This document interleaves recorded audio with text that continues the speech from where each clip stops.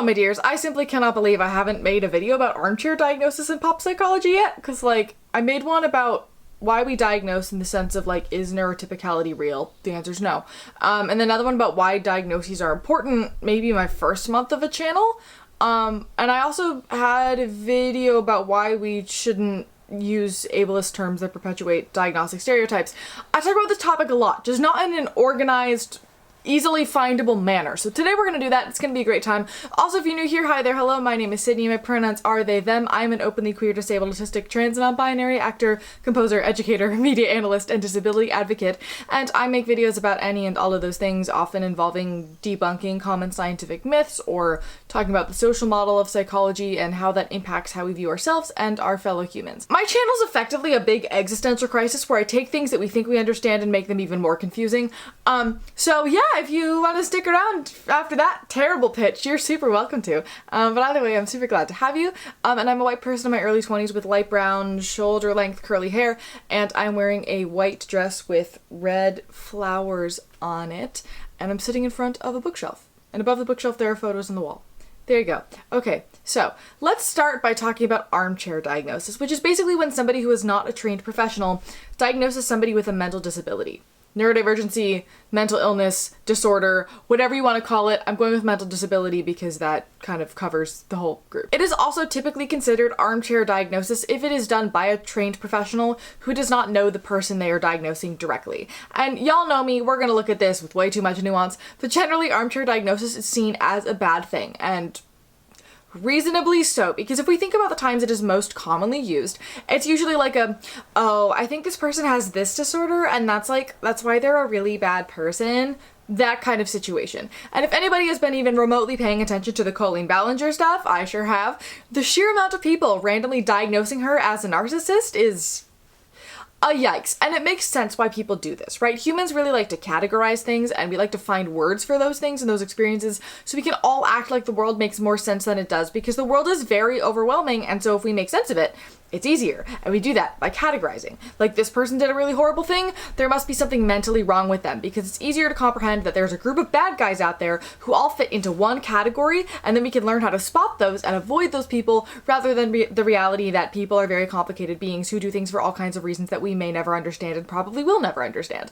It also makes it easier for us to go, well, I'm not that, so therefore I'm one of the good people and I'm not capable of causing harm, which is inherently a harmful thought process, because everybody is very capable of hurting people even when we do not mean it. We've talked about that before. I talk about that a lot. This kind of armchair diagnosis is inherently super harmful, though it can be hard to see it that way because for most people doing it, it is a way that we cope with things that are difficult to process. But the problem is that it promotes a whole lot of stereotypes, both in our own heads and, if said out loud, for other people who hear what we have to say. It continues this overwhelmingly negative view of mental disabilities in a way that perpetuates the idea that neurodivergent people are inherently dangerous and likely to cause harm because of their mental illness or disorder. It also perpetuates the idea that mental illnesses and mental disabilities and disorders, etc., all have a look, and that you can spot them from the outside by not knowing somebody, which is just not how that works. And now you may be thinking, but Sydney, you've armchair diagnosed people on your channel before, and you would be correct on that. And that's where we get into the messy nuance of this concept, because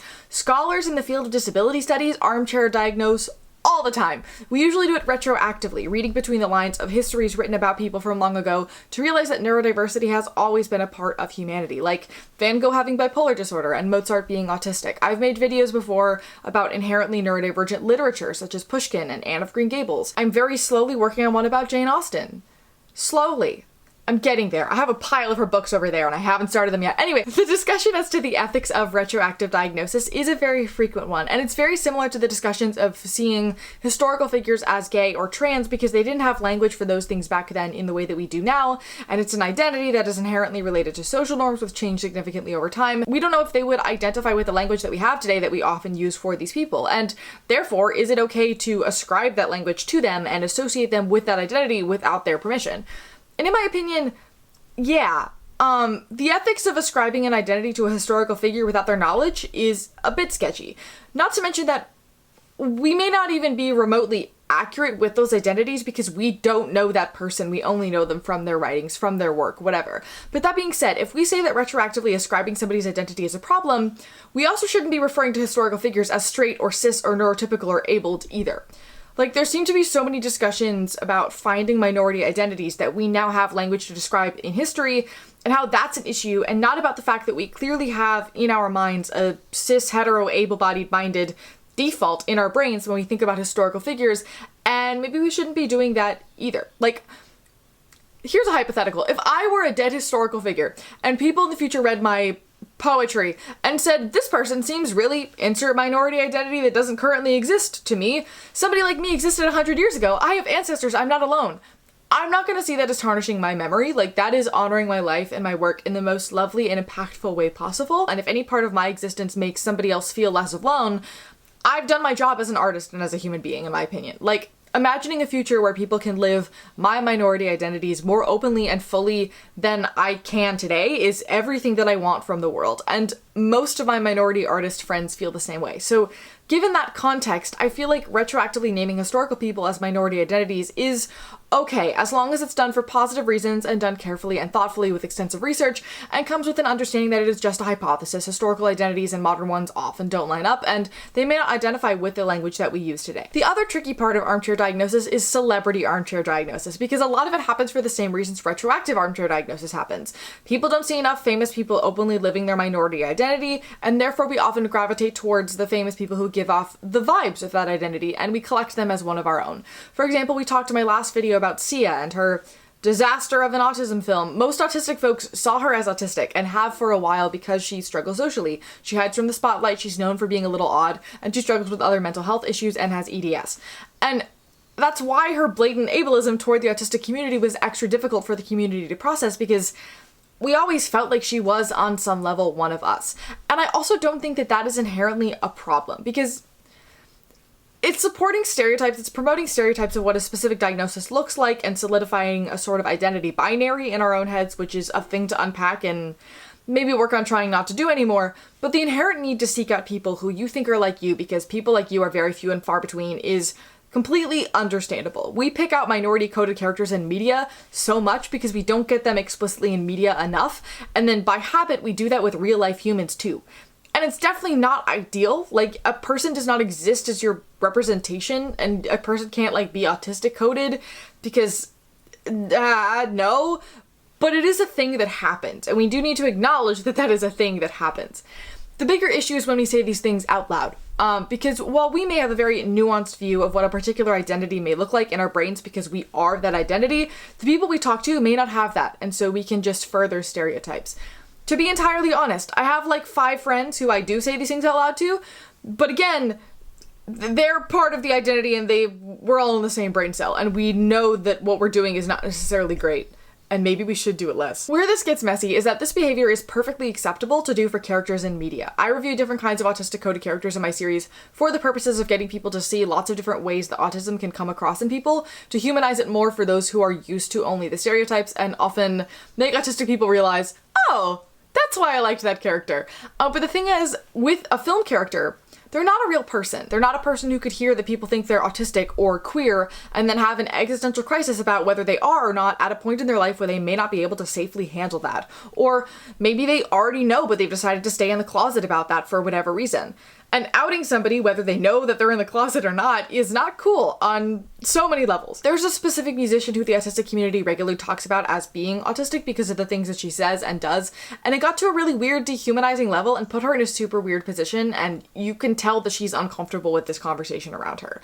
So, like, if you see yourself in a famous person, cool, you see yourself in a famous person. Don't diagnose them with something or assign a minority identity to them to explain that, because you could inadvertently really hurt that person by accident. They can come out when and if they're ready, if they are that identity at all. We have no idea, and we should afford them that same level of autonomy and humanity that we do for our friends and for anybody else in the world. In the same way that you might be pretty sure that your best friend is gay, but you don't tell them that until they come to that conclusion themselves. It's just basic human decency. The most difficult part about armchair diagnosis, at least for me, is when I make friends with somebody who is very similar to me and clearly struggles with the same things that I do, but does not have the proper resources to be able to handle those things without that label or that community. My approach to this when I was younger was to explicitly be like, oh yeah, I think you're autistic, or have you considered autism as a thing? And half the time it made that person start to look into it and feel a lot better, and you know, and then the other half of the time they got really overwhelmed and defensive and then didn't like me anymore. And I've come to the conclusion that when it comes down to it, it's not really the label that helps the person. It's the community, the self-knowledge and acceptance, and the experiences surrounding it, and those resources and the accommodations. So I now try to focus on the experience with the, oh, you struggle with this? Well, I do too. Here's how I handle it. And we'll sometimes throw in like a, oh, I think I made a video about that a while ago. Happens with autistic people too. Or, oh, you have anxiety? Yeah, this is an anxiety situation. Or generally talk about my experiences as a disabled human and give them the time and the space to connect the dots if they want to. And sometimes they do, and sometimes they don't. And either way, that's okay. Because regardless of label, we don't need to throw label in there. They now have a window into a world of you're not a bad person, you're just different. Either with a label or without. And they can process the rest when they get there, and if they get there, and if they ever want to get there.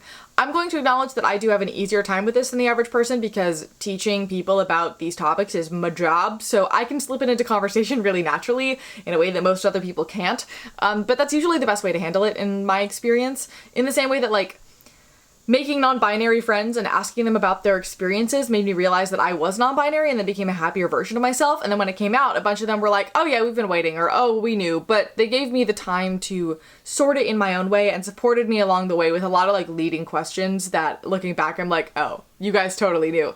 But they, you know, let me evolve how I needed to evolve on my own, but with their support as friends. Now, speaking of non-binary and gay stuff, let's talk about gaydar.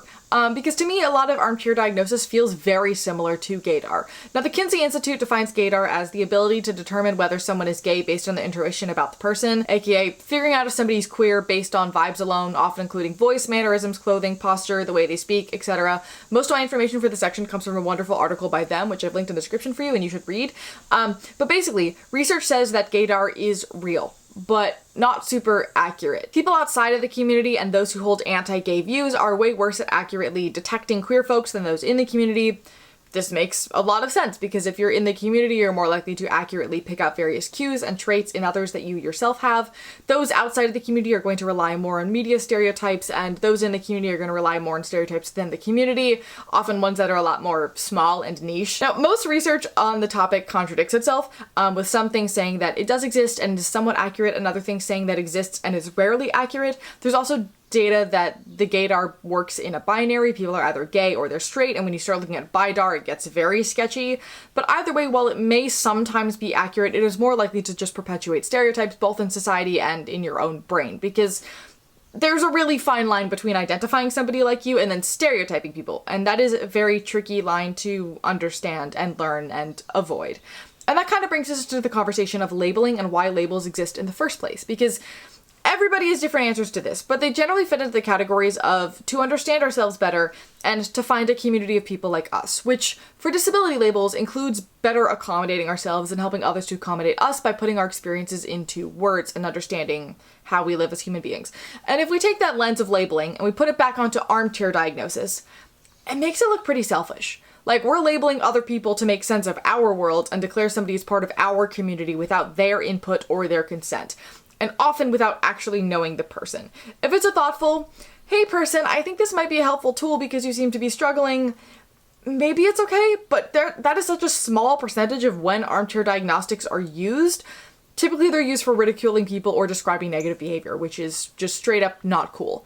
But then the next question is, to complicate this further, who is allowed to armchair diagnose? Because a lot of conversations around this typically lean into the only licensed mental health professionals should be talking about these things and no one else should, which I very much disagree with for two main reasons. First, while licensed mental health professionals do have the training and knowledge to diagnose people, they often only have a very short amount of training on different topics to a point where they feel like they know everything about a disorder because they studied it for 3 days in medical school, but actually don't, and then fall into stereotypes as well. For example, I've had several therapists tell me I wasn't autistic because girls can't be autistic, which is just not true.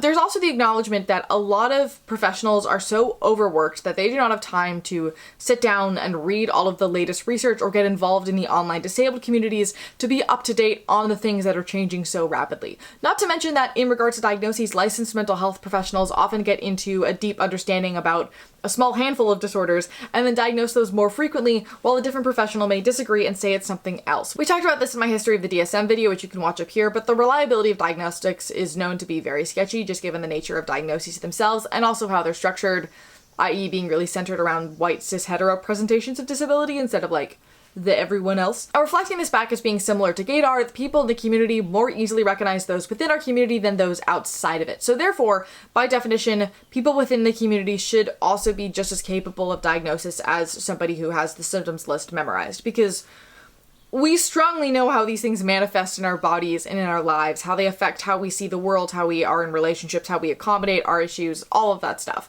The best and most effective research into disabilities has been done by folks with direct lived experiences, which is why disability, especially neurodivergent research, is changing so rapidly of late. The fact that academic accommodations have become more common has made more disabled people able to get to the level of creating their own research based on lived experience that they couldn't before because of the barriers in the way. The academic system is still an inaccessible disaster regardless. It's still a huge barrier. The problem is not at all solved, but that is a conversation for another day.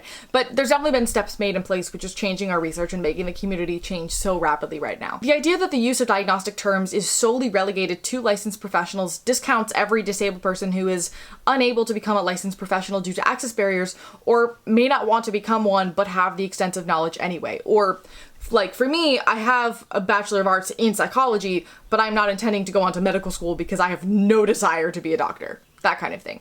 But again, this also gets sketchy quickly because just because you have a diagnosis does not mean that you know everything about it and cannot also perpetuate harmful ideas and rhetoric. Yes, you have a lived experience, but you also really need to be in touch with the community and or the research as well as the basic methods of disability justice in order to be a sort of authority on it. Otherwise, we get people who use labels for themselves correctly for their own lived experiences, but then wield them with a level of knowledge and power that they simply do not have and cause serious damage to the disability community in general. Usually by accident, which is where we get into the discussion of pop psychology, aka the basic popular understanding of psychology that is sometimes related to how actual psychology works, and sometimes is just completely butchering terms and ideas in very harmful and hurtful ways. And also how that is extended into the weaponization of therapy speak. Therapy speak is like terms and ideas that are used in therapy that are then extrapolated into the real world, which is sometimes very helpful for people to make sense of things, and sometimes it is used in a very individualistic, I deserve to be treated fairly, but you don't kind of way. This is where we see terms like narcissist and gaslighting and toxic and abuse and trauma thrown around a lot. I'm a huge therapy advocate. I think that having people who are qualified to help you understand your struggles in new ways and how to handle them is super important. I've been open on this channel about my own struggles with therapy, and also some research that like talk therapy isn't the most helpful for autistic people, and I just have therapy trauma. I've talked about that before, but overall I've still benefited a lot from the skills that I've learned in a therapeutic setting and definitely recommend it to other people. But there's a difference between using these tools learned in therapy to make coping with your own life easier, realizing that you deserve to put yourself first and take care of your needs, and noticing patterns of harmful behavior in yourself and others, and like using these tools to justify putting yourself above others to the point where you have no meaningful relationships and are trying to create an unrealistically safe world for yourself. And I hate saying that because it sounds suspiciously close to the whole like, kids these days are so selfish and they're asking too much response to people asking for basic accommodations and asking to be treated like human beings, which is so wrong and so annoying, and I'm so tired of the special snowflake argument. But it's important to acknowledge that pointing out an issue with something does not mean that you are entirely supporting the other side. You're just finding more nuance in it. An example from my friend Ace, who helped proofread the script, thank you, about the birth control pill was their example, and how when it first came out, and also in today's reproductive climate, people with uteruses were and are very fiercely protective over it. But also in recent years, we're starting to see more people begin to talk about the negative effects the pill has had on them, how some have found relief in getting off the pill, and also criticizing how quickly young people and teens are put on the pill to solve a myriad of problems. But there's also a large percentage of people who get angry at those talking about these negative aspects of the pill, saying to just deal with the bad parts because it's much worse to have it taken away, which we get so protective over certain things when we're given them because we're afraid that they're going to be taken away again, that we refuse to listen to valid critique from within the community trying to make things better. Like, we're worried that by having complex discussions, we're giving the opposition ammunition to make things worse. So people are reluctant to talk about the downsides of therapy speak because you either sound like the opposite side or you're giving people against it valid criticism. And we're like conditioned to be in two groups fighting that can't engage in any conversation because either you're with us or you're against us. So let's just like let that be a general tone setter for most of this video, I guess. And also thank you, Ace, for the wonderful analysis. My jet-lagged brain could not think that far, so I appreciate them for that. But basically what I'm trying to say is that this sounds like I'm trying to say this special snowflake debate, but that is not what I mean. There is an in-between, there is a nuance, there is a gray area. Hopefully that made sense. So anyway, there comes a point where people see any form of conflict in any situation and then run in the opposite direction with no explanation and use therapy language to make themselves feel better about hurting people, which I see a lot of, particularly within the queer and disabled communities, and it drives me up the wall. So what do I mean by this? Let's think of a situation. There are two best friends. We're gonna call them Ivy and Lavender. Now, they text every day, they often eat in the dining hall together, they've been close for a couple years, normal, healthy, best friend stuff. One day, Ivy had a bad day, and Lavender goes, "Hey Ivy, what's wrong?" And Ivy goes, "Oh, my day was bad, whatever." They have a little cry, they hug, everything's great. The next day, Ivy doesn't hear from Lavender at all, and so she goes to dinner, and she sees Lavender walk in the other direction, and that night she texts Lavender and is like, "Are you okay? I haven't heard from you today at all." And Lavender responds with, I really don't have the emotional space to deal with your trauma dumping because your negativity really triggers my depression, and I feel like you're just really toxic and manipulative and codependent, so I decided to set a boundary that we can't be friends and I don't ever want to talk to you again. Which is a really one-sided analysis of a relationship that gives the other person absolutely zero space to have a conversation, to deal with the actual conflict at hand, if there is any at all, and uses psychology-related words to make it seem more finite and legitimate. And it's icky, because in this situation, Lavender asked how Ivy was doing, and Ivy said, "I'm not doing great." You know, how normal conversations work. Ivy was not in the wrong here, but she feels like she is and she has done something wrong. And not just like a simple mistake, like, "Oh, I messed up a little bit," but like, "I am a toxic, manipulative, and codependent person that makes me a bad person. I can't fix these things and I'm never gonna make friends again." That can really mess a person up. A comment about this that I read somewhere describes therapy speak as scripts for conflict avoidant people, or it's often called the HRification of relationships, because it's not a healthy way to communicate with people. Treating your friends like they're an employee that you're laying off for some muddled, unclear reason is not how relationships work. Especially when it comes to labeling things, because relationships and people are very fluid. So using super fixed language, something that labels something indefinitely and clinically to describe them, is unhelpful, unrealistic, and often makes the person on the other side of that feel like they're inherently broken, because a lot of toxic traits are just normal human nature, which is why we have conversations with people and we point it out to each other and we communicate to try to understand where people are coming from. And I often find that in friend groups that rely very heavily on therapy speak to have human interaction, everybody talks about how they're so conflict avoidant, and anytime somebody points out a problem, they're considered toxic and cut out of the friend group. Particularly in queer and disabled communities who are so convinced that they're progressive and get so focused on the theory of human rights that they get mad at the actual practicality of the work that it takes to create those human rights. Or maybe having to acknowledge that they could be a part of the problem. I've been reflecting a lot lately on the fact that I find this to be most common within the neurodivergent and or queer communities, and I'm trying to figure out what the reasoning for this is, and I think a huge part of it is that minority folks are so used to having people not believe us about things that we feel like we need to use more fixed and solid language to describe it so that will be taken seriously. And we're also very likely to have gone to therapy, which makes us feel like because we know the mental illness terms and how a handful of them apply to us, we can therefore use all of them whenever we want because we're allowed to, even when we don't actually understand them thoroughly, and then we just make the problem worse for everybody. Think of it this way. When I was in elementary school, we had a bunch of assemblies about bullying, how it was bad, what it looked like, who to go to if you were being bullied, and it was so aggressively taught to us that it made some people speak up for themselves and get the support that they needed. And for other people who were the bullies and often were retaliated against by their victims, it gave them the ability to tell the teacher that they had been bullied and get their victims further punished. And for everybody else, the term just kind of became a bit of a joke that was thrown around like, "OMG, they're bullying me," when they were having like a friendly, silly argument. I think we've all heard that before. To the point where the term kind of lost all meaning very, very quickly. A lot of therapy and diagnostic words are the same way. They help us to understand and conceptualize our experiences. I'm always here for self-diagnosis where appropriate, because diagnoses are very difficult to come by and everybody deserves basic coping skills and support. The problem is that people started extrapolating that to use in contexts where it does not apply, because it's a lesser thing that's just regular life stuff, or using it to defend our own behavior when we are actively hurting people. And what that did is make tools once useful for those struggling the most become tools used to further oppress those who are struggling, and then watered down descriptions and even jokes for everybody else, which prevents the people who are hurting from getting help even more. So by normalizing it, we're actually just making it worse. And it's hard because a lot of this phenomenon comes from people complaining about the internet and how the internet is causing this, because it is. A solid portion of the disability rights movement is on the internet because it is the most accessible space for us to be. It's where other people who are struggling are going to find us the most, so this is all going to come from the internet.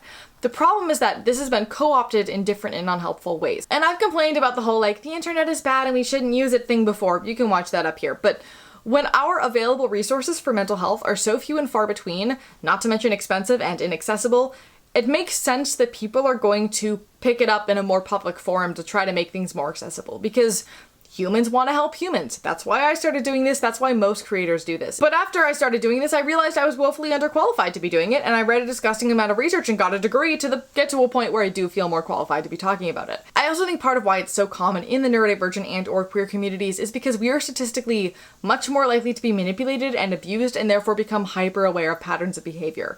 We learn skills in therapy of how to point out manipulation and abuse, and then we get really jumpy about it happening, so then we start to call everything manipulation and gaslighting and abuse when it's just normal humans being messy people, and a lot of those relationships can be saved. Manipulation, gaslighting, and abuse are all patterns of behavior that happen over time, often ones that are called out and talked about and then after intervention keep going on anyway to the detriment of one or both parties. I talk about this a lot. Most abuse is not intentional, and in a lot of cases you can just say early on in the relationship, hey, I noticed that this happened and I felt this way, is that what you meant? And talk through it and then change that so that you both feel more comfortable, because sometimes we start using our tactics to get not so nice people off our backs onto regularly nice people, and then they get really hurt and confused by our actions.